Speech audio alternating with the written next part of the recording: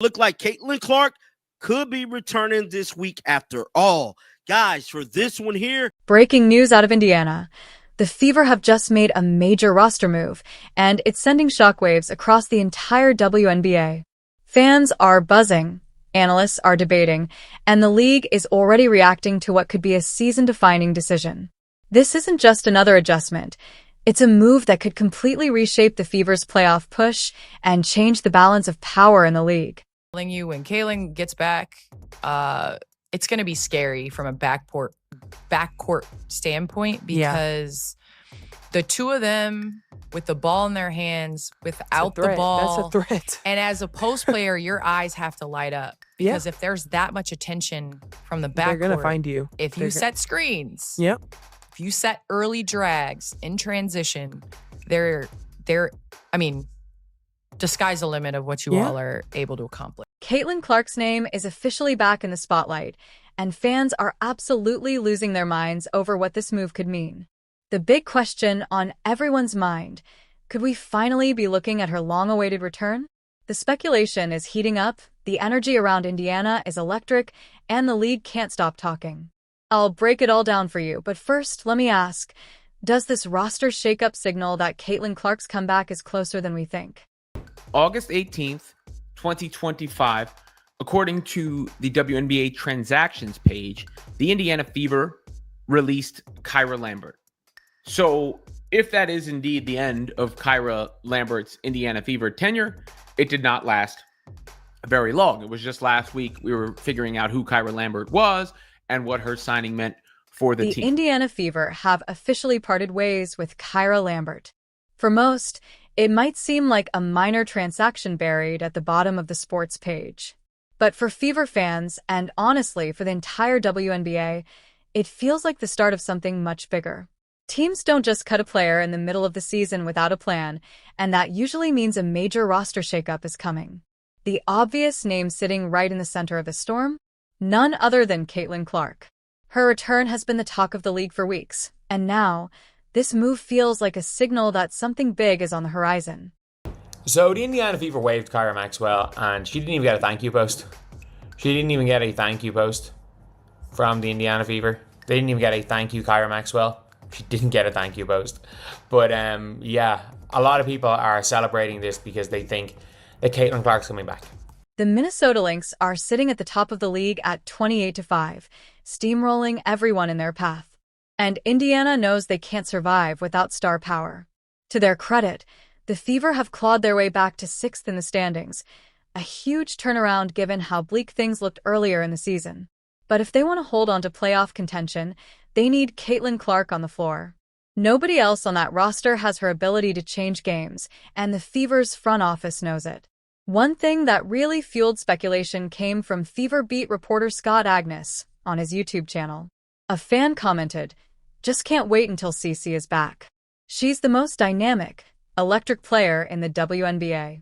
Great job, Lexi." Scott replied, "Have patience, at least several more weeks." For a reporter who has been plugged in all season, that reply carries weight. He even followed up in another comment telling fans simply to trust me.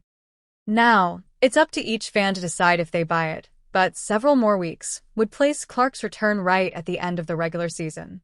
And that's where the big question comes in. Is Indiana really about to throw Caitlin Clark back into action against the best team in the league? Or is this just a smokescreen to keep fans hopeful while the medical staff buys more time? Because if you ask me, putting Clark back on the court against Minnesota is reckless. That's baptism by fire.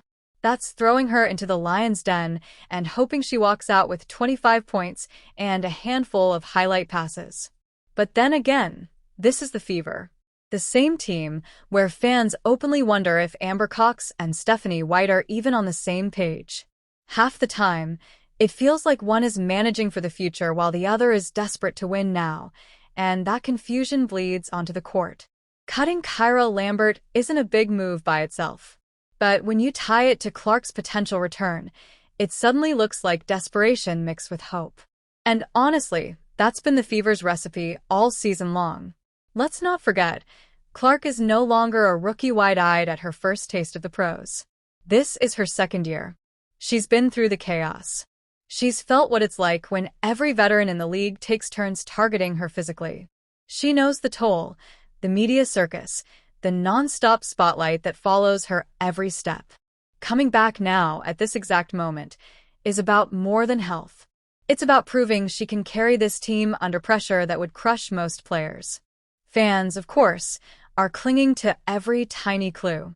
When Indiana moved back up to 6th in the standings, people immediately started saying, "See, Clark is coming back," as if the standings were some secret code to what's happening behind the scenes. It's a nice thought, but let's be real, the Fever's success without her has been shaky at best. If anything, the standings highlight how badly they need her return. And the schedule? Absolutely brutal. Minnesota twice. Then Seattle. Then the Sparks, the Valkyries, Phoenix, Chicago, and even Washington mixed in. If you're Clark, when do you want to come back? You definitely don't want your first game to be against Minnesota. That's a guaranteed headache. Seattle would be personal. Maybe the Sparks. Maybe the Valkyries. Those feel like more manageable landing spots. But the Fever may not wait that long, and that's the risk. Meanwhile, fans are glued to social media like hawks. Refreshing the Fever's X account, checking Scott Agnes' feed, blowing up every insider they can find. And guess what? Silence. Absolute silence. Not Chloe BBY, not Sophie Cunningham, not the coaches. Which only makes it worse, because in the WNBA, silence usually means one of two things. Either they're hiding bad news, or they're about to drop a bombshell announcement. And make no mistake, the league needs that announcement. Badly. The WNBA is starving for storylines that move the needle, and Caitlin Clark is the one player right now who does that every single night. Love her or hate her, she sells tickets, she fills arenas, she gets people watching. So if Indiana is finally ready to bring her back, don't expect a quiet press release.